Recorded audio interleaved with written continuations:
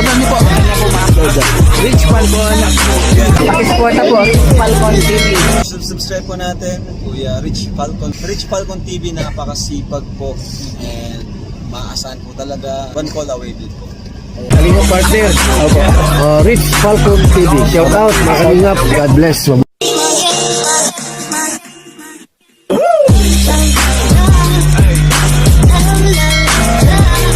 Ayun, sa mapagpalang araw po sa ating lahat mga kalingap, at for today's video meron po tayong nakita o natagpo ang dati daw po itong yaya ni Kalingap Rab, no? Nung si Kalingap Rab po ay bata pa, at si Grace, ito daw po yung kanilang yaya. So natagpuan po natin ito dito sa lugar ng Labo, no? Dito sa Pundado, Kabusay. Ayan, dito po sa Kabusay, Labo, Camarines Norte. So dito po natin siya natagpuan, at ayon po sa kanya ay siya po ay dating estudyante ni Ate Edna sa Talubatib. Kaya siya na rin po ang naging yaya nung magkapatid na Kalingap Rab at Grace.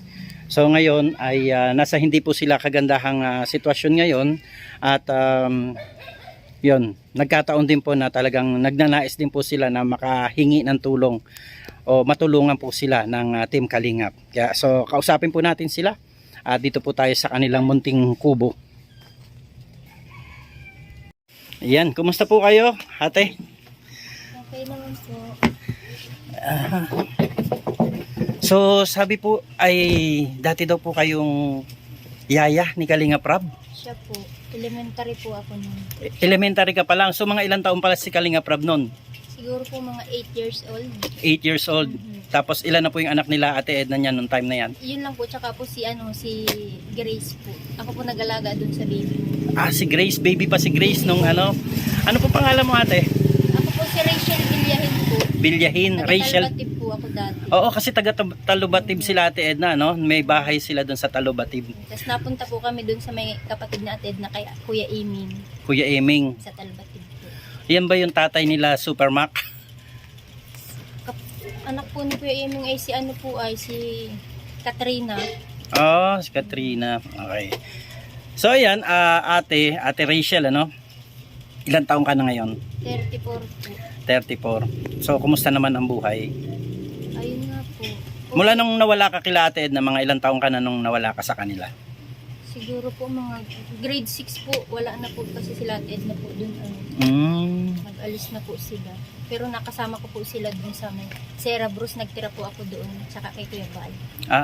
Nagagawa po kami dun ng dati ng yema. Tsaka. Nila Edna po. Paninda po. Talaga no, sa school talaga no, yung mga ganyan, yung mga paninda, yema, polburon, mga ganon. Pero ang alaga ko po talaga yung baby, si Grace. Si Grace pa. Pero po si Rab, po yan, kasama ko rin po yan, at isa lang po yung nagtitirahan namin sa Sierra Bruce.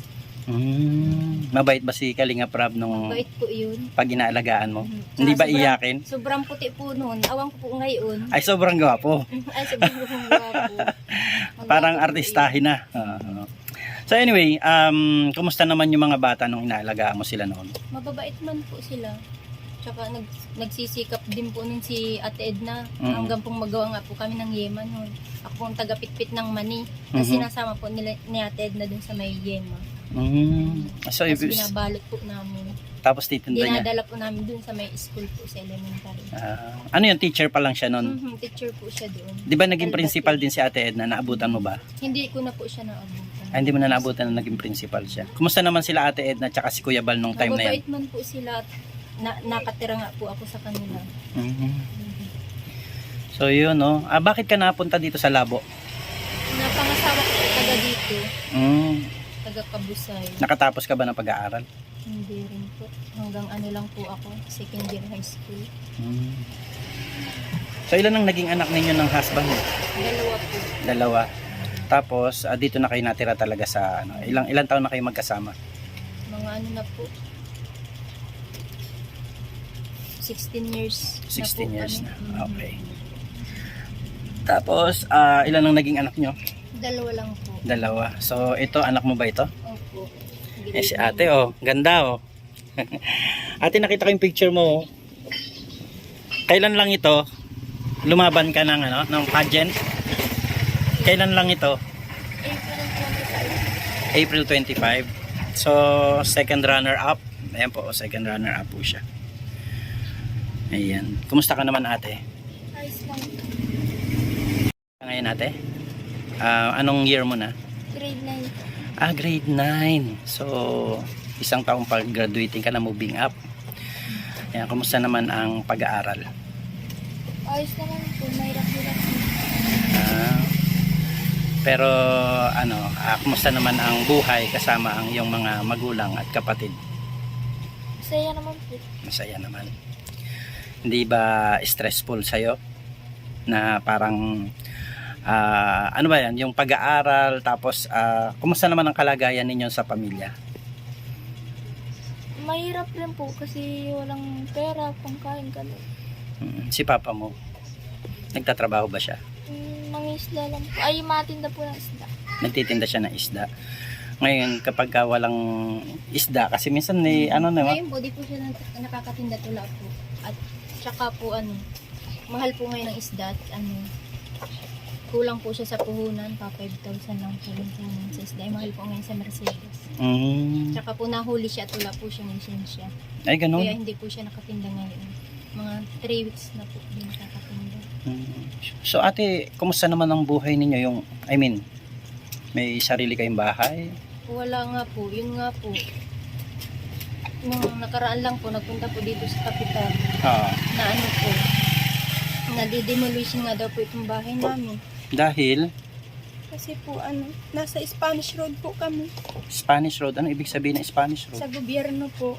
Tapos, gagawin daw po itong kalsada. So mawawalan kayo ng bahay? Wala, mawawalan po. Tsaka, pumunta po si Kapitan, inano po kami na bigyan ng lupa. Na iniwardan nga po kami nito. Ayan, so may sarili na kayong lupa. May sarili pong Kaya lupa. lang, ang bahay, pag dinimolish ito, Wala po kaming pampatayo nga po pag demolish po. So, walang makukuhanan, walang kapatid, kaibigan na makakamahinga nito. Ang barangay ba, hindi ba sila magbibigay ng materyales? Eh wala po. Ito po ang naitulong sa amin, lupa. Lupa ang ibinigay. So, wala ka nang babayaran dito sa lupa na to? Wala po. Talaga pong ibinigay po ito sa akin kasi po nakatira po ako sa Spanish Road. Ay gagamitin na po. So, nasa mahirap. Gagawin po itong kalsada. Itong mismong bahay. Lalaparan pala itong karsada na ito. Okay. So, natumbok yung bahay ninyo. So, paano yan ate? Kung wala kang pampatayo ng bahay, pwede bang unti-unti ni Kapitan ang paggiba ng bahay mo? Ay wala naman po kami magagawa kung magigiba po at kailangan na po at gobyerno po talaga ang nagpapaano po sa amin. So, yun. Kaya po binigyan kami ni Kapitan po ng lupa. So, ate, alam mo yon na matatanggal ang bahay ninyo? Opo. Anong pakiramdam mo na? Nalulungkot po kasi wala na kami titiran ganun. Tapos si papa mo, parang balita ko nagkasakit pa daw yata ang asawa mo, ay yung papa mo. Ano ba naging sakit ni papa mo? Katubig ng baga. Nagkatubig po sa baga. So, mahirapan din siya magtrabaho ngayon. Kahit yung pagtitinda niya ate ng isda ay pa ano-ano din. Pag maulan po, di po natin dati masama pong nauulan na. So, paano na lang yun kapag di siya nakapagtinda, anong kinakain nyo? Yung pong natulong-tulong po ako dito sa kapatid ko at Itong may kasi si ate yung may-ari ng kantin. Kantin ate? Lutong pagkain? Tapos ito mga gulay-gulay, Anong pangalan ni ate? Lisel po. Si ate Lisel. Ikaw ang tumutulong sa kanila ate? Pag ano po. Mabuti hindi mo sinasawaan silang tulungan. Kapatid din, no? Ano nga pangalan mo, be? Cyril Villafranca. Cyril Villafranca. Ayan. Si Cyril Villafranca, kumusta naman standing mo sa school? Nakaka-stress rin po minsan. Pag madaming gagawin, hindi rin nagagawa. Bakit? Ay, madami pong ginagawa. May mga binabayaran din. Nakakabayad ka ba ng mga bayarin sa school? Paano ka nagkakapera? Pag napadala lang po si Lola, pag na sahod po Nasaan si lola mo? sa Maynila po. Tinutulungan ka na lang ni lola. ano ka ba, nagkakaroon ka ba ng places school? Nagiging nasa honor roll ba? At talaga itong nakarang taon anong ano mo, place mo? With honor po. With honor. So ngayon natapos na ang ilang grading, second grading Lagi po yan dito. with honor. Ayan, magaling pala ito si Cyril, no? Cyril? Magaling pala ito si Cyril. Ilang taon ka na ngayon, be? Uli? 14. 14 years old. Oo. So ayan po si Cyril, oh. At ito nga, April lang ito. Anong pakiramdam na lumalaban ka sa mga ganitong pageant? Masaya naman po para may confidence pag Mhm. sasali. Sa mga ano. What if matanungin ka ni Kalinga Prab at interviewin ka? Hindi ka ba mahiya? Konti po. Mahiya ka din konti. Ayan. So ate, anong masasabi mo kay kay Ate Edna at saka kay Kalinga Prab kung sakasakali kay Kuya Bal? Ano lang po sana. Gusto ko lang po sanang makapagpatayo ng sariling bahay kasi po mayroon na po kaming binigay sa amin na lupa, yung kapitan. Kaso po wala po kaming pampabahay. So kailan daw po ang target na gigibain ng bahay niyo? Sinukat na po ito nung nakaraan. Sinabihan po kami ni kapitan ng mga ngayon daw pong 2025 po. Sure na daw po at may budget na po sila. Ngayong 25 ng Ngayon 2025 September, po. Ngayon 2025. 2025. So Mayroon na po silang budget. next year na 'yon. Mhm. So mga January siguro 'yan. Mhm. Mawalan ka na ng bahay. So, Ay kung mayroong matatandaan ka kaya ni Kalinga Prab? siguro po kasi po halos nakasama din naman po niya ako. Pero si Ate Edna, Ay tanda mo niya po talaga. kasi ako. estudyante ka niya, tapos natulong ka sa kanya. Si Kalinga Prab ang medyo, Siguro hindi ka po. sure kung matatandaan ka pa. Ilang taon kaya si Kalinga Prab nung umalis ka sa kanya, nung nagkahiwalay na kayo, na hindi ka na nag-aalaga sa kanya? Siguro po mga 9. 9 years old na siya. So, parang 1 year or 2 years mo palang silang inalagaan. Ganun po. Tapos yan po si Grace baby po yan, maitim-itim po yan. Tapos mataba-taba po yan. Hanggang ngayon mataba. Siya, mataba-taba po yan. At maitim pa rin, Inalagaan ko. kakulay ko yan si Napunta po kami Grace. dun sa kapatid niya, ni Ate Edna kay Kuya Iming sa may Talbati po sentro. Doon po kami sa may Catherine. So, kilalang-kilala mo palang mga matubang. Kilalang Hindi pa po sila yan. vlogger noon, ano? Ay, di pa po. So ngayon vlogger na sila at marami nang natulungan. Siya Nangangarap po. ka ba na sana ay ikaw isa rin Siya sa nga matulungan? Nangangarap po ako sana ako yung Kung halimbawa kaharap mo ngayon si Kuya Bal, ano masasabi mo kay Kuya Bal? ay baka po mayakap ko din po siya at talaga pong kilala ko po talaga siya ay. Talaga. So, sabi ko po sa kanya ay sana po ay matulungan nga po kami kahit pampabahay lang po at may lupa na po kami. Yun. Si Kalinga Prab pa naman ay inalagaan mo, no? Siya nga po. So excited ka rin ba na Siya nga makita? po. Hindi pa ba nakita ng personal ngayon si Hindi pa Kalinga po, Prab? Hindi pa po. Kahit sa mga videos niya, Ay sa mga lang po at Sa lagi vlog. pong hina-heart po siya pag nag-aano po. hindi ka vlog po. nagko-comment doon? Na-comment po minsan ako doon pero O di ba mahilig ngayon lang ang po ako tinutulungan ni mag-heart. Kalinga Prab ay yung mama ni Grace? Mama po ni Grace. Oo. Pinapabahayan yung mama ni Grace. May mga tumutulong na sa mama ni Grace ngayon. So parang yun din yung naging blessing ng pamilya ni Grace ngayon dahil nililingap sila ngayon ni Kalinga Prab. Siya nga. So ano masasabi mo kay Kalinga Prab kung mapapanood niya ito?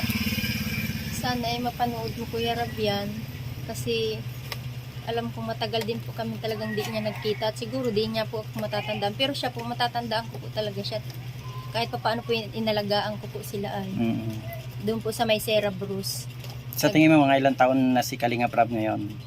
mga 26 yata po 27 mga ganyan. Medyo close sa yung edad ka. Tapos ikaw 34 po 34. Ayan. So nasan si mister mo? nandun yata po sa kabila. So ayan, ito po pala si Ate Rachel, Si Ate Rachel ay naging tagapag-alaga ni Kalinga Prab nung sila po ay mga bata pa at baby pa daw po si Grace nung siya ay nag-aalaga doon. At siya ay estudyante rin ni Ate Edna Matubang. At ayon nga sa kanya, noong pa lang mga panahon na yon ay talagang matulungin na itong mag-asawa na ito. At wala namang duda kasi sa atin ngayon, alam natin na more than 20 years na si Kuya Bal sa pagtulong sa mga nangangailangan. No? Sabi nga, kahit hindi pa sila naging vlogger noon, ay tumutulong na rin sila. Naano mo na rin yon? Nakita mo na rin yon? Sa bagay, Opo, personally, hindi po ikaw sila, natulungan yata, no? Hindi po sila Katoliko kasi nasimba po minsan kami dun po sa may Purok Dos. Limot ko lang po kung anong religion. Born again. Yun po, ganun po Born sa may again. ano. Meron na sila malaking simbahan sa Dait. Yan ay blessing ni Lord sa kanila sa pamagitan ni Kalinga Prab. Si Kalinga Prab ang nagpagawa ng simbahan. Napakalaki. Kaya pinagpapala sila lalo. So ito po si Ate Rachel ay dating yaya or tagapag-alaga nila Grace at saka ni Kalinga Prab. So yun nga lang, sa hindi naasahang pagkakataon ay nagkita kami at yun nga, meron naman silang problema dito dahil ito kanilang bahay ay dadaanan ng karsada. Kaya ibig sabihin natin hanggang doon yung mga bahay doon tanggal Po din. yan, pagpaganon po. Pag ganun. Papunta po yan. Bahay mo lang talaga Asinapol. Yun lang po ang nasa pool. Kasi po, talaga. yung natatayuan ko po yung Spanish Road po sa Oo, gobyerno. nagkataon naman ano. Ikaw lang pala talaga ang maapektuhan. So, yun. At ito nga po si Ate Rachel at ang kanyang anak na si Cyril. Si Cyril po ay pwedeng maging Kalingap Angel at saka nakita niyo naman yung kanyang nilaban ng pageant. Dito po yan sa Kabusayan. At nung April lang daw po yan at isa rin sa kumbaga ay honor student sa kanyang school and hopefully magtuloy-tuloy, no? At sana po ay meron ding mga makatulong po, no, kay Cyril sa kanyang pag-aaral dahil napakagaling na bata naman po nito. At yun nga, mawawalan sila ngayon ng bahay dahil naka-schedule na daw po na i-demolish itong kanilang tinitirhan. Ang masakit, meron nga silang lupa na ibinigay ni Kapitan, subalit pampatayo naman po ng bahay ang kulang. So yan mga kalingap, sa mga nais pong tumulong kila Ate Rachel, ayan, kontakin nyo lang po ako sa Rich Falcon TV. Ayan po ang aking YouTube account at the same time ay Facebook page. At sana po ay mabigyan pansin din po nila Ate Edna, Kuya Bal at lalong lalo na ni Kalinga Prab na minsan ay naging alaga ni Ate Rachel. Ayan. So maraming salamat po sa ating lahat. Pagpalain tayo ng Panginoon at magandang buhay po. God bless!